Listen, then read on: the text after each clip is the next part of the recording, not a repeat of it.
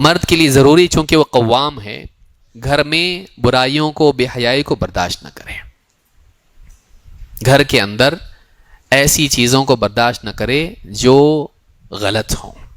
بیوی بے پردہ ہے، چلتا، بیوی ٹی وی لگا کے بیٹھی ہے، چلتا، ناچ گانے گھر میں ہو رہے ہیں، چلتا، برتھ ڈے منایا جا رہا ہے، چلتا۔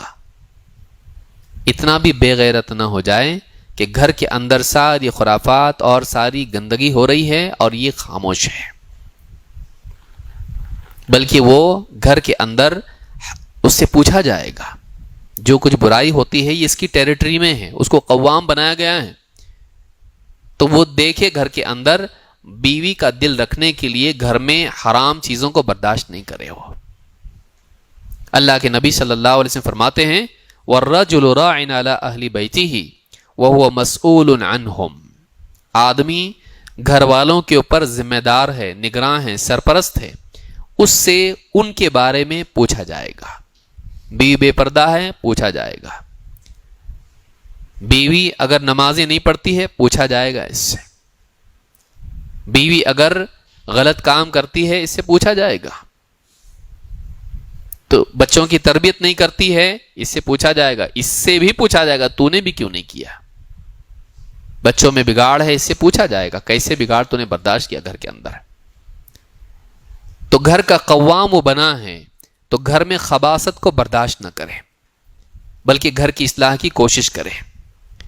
اللہ کے نبی صلی اللہ علیہ وسلم فرماتے ہیں ثلاثۃ قد حرم اللہ علیہم الجنہ، تین لوگ ہیں جن پر اللہ تعالیٰ نے جنت کو حرام کیا ہے۔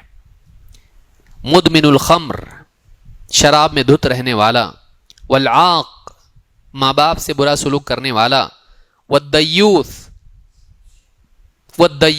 الذی یقر فی اہلہ الخبث، اور وہ بے غیرت آدمی جو اپنے گھر والوں میں بے حیائی اور گندگی کو برداشت کر جائے، چلتا۔ ہر ایک آزاد ہے، ہر ایک کی اپنی مرضی، بھائی جیسا چاہے جیے، تو گھر میں گندگی کو برداشت کرے، بے حیائی کو، بے پردگی کو برداشت کرے تو یہ آدمی دیوس ہے۔ اللہ تعالیٰ نے ایسے آدمی پر جنت کو حرام کر دیا ہے، نہیں جائے گا۔ تو گھر میں وہ غلط کاموں کو برداشت نہ کرے، وہ منع کرے، سمجھائے، اصلاح کرے، یہ نہ کہے کہ اس کی اپنی مرضی ہے، اب وہ خود سمجھدار ہے، آج نہیں تو کل سمجھے گی، اور اس طرح سے چھوڑ دے اس کو اس کے حال پہ۔ مارے پیٹے نہیں، لیکن سمجھائے، بتائے اور بولے کہ نہیں چلتا، یہ گھر میں نہیں ہوگا، وہ غلط کام کو روکے گھر میں۔ تو جتنی بھی بدعات ہیں، خرافات ہیں، بے حیائی ہے، ان ساری چیزوں کو گھر میں روکنا چاہیے، کیونکہ یہ گھر کا ذمہ دار ہے۔ خاص کر کے بیوی میں اگر کوئی چیز ایسی دکھائی دیتی ہے جو شریعت کے خلاف ہے تو اس کو منع کرے، اس کی اصلاح کرے، شفقت سے سمجھائے۔ بہت ساری چیزیں ایسی ہوتی ہیں کہ نکاح کر کے آ گئی، اب اس کو کسی نے سکھایا نہیں، ماں باپ نے نہیں سکھایا تھا، اس کو نہیں معلوم، اب پہلے دن سے آپ پٹائی کر رہے ہو اس کی، آپ سکھائیے، اس کو بتائیے، وہ مانے گی آپ کی۔ یہ نہیں کہ آپ اس کو بالکل دادا گیری کر کے اس پہ مار پیٹ اور دھمکی دے کے طلاق وغیرہ کی باتیں کرتا، ایسا کر کے طلاق دے دوں گا میں، بات پہ طلاق کی دھمکی دینا طلاق کو آسان کر دیتا، بولتی دے ہی دو، ایک بار دیکھیں گے کیسا دیتے، دے دو۔ تو ایسا بار بار طلاق کی بات بھی گھر میں نہیں آنا چاہیے، لیکن گھر میں غلط باتوں کو برداشت بھی نہیں کرے آدمی، بلکہ اس کی اصلاح کرتا رہے۔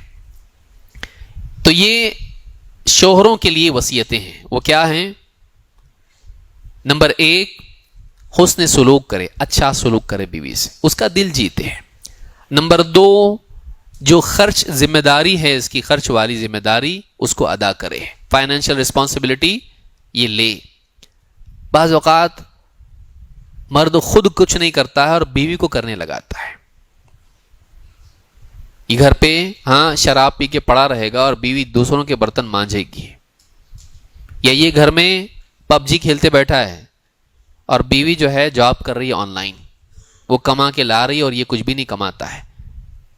تو یہ ساری چیزیں بے غیرتی کی چیزیں ہیں، نہیں ہونا چاہیے۔ آدمی گھر کا قوام ہے، وہ رسپانسبل ہے گھر کے خرچوں کا، اس کو ادا کرنا چاہیے، اس سے اس کی عزت بھی باقی رہتی ہے، ورنہ عزت بھی نہیں رہتی ہے، نہیں رہتی، وہ سنے گی بھی نہیں آپ کا پھر۔ تو یہ، اور آدمی پھر بعض اوقات بولنا بھی بند کرتا، بولنا بھی بند کرتا ہے کیونکہ ہمت نہیں رہتی بولنے کی، خرچہ پانی اس کا بند ہو جائے گا. تو یاد رکھیں یہ بھی نہیں ہونا چاہیے. نمبر 3، بیوی کی جنسی خواہشات ان کو پورا کرنا چاہیے. نمبر 4، عدل و انصاف ہونا چاہیے، ظلم نہیں. چاہے ایک بیوی ہو یا 2 ہو، ظلم نہیں، اس کا حق اس کو ادا کرنا چاہیے. عزت کے اعتبار سے ہو، مال کے اعتبار سے ہو، یا اسی طرح سے سلوک کے اعتبار سے ہو.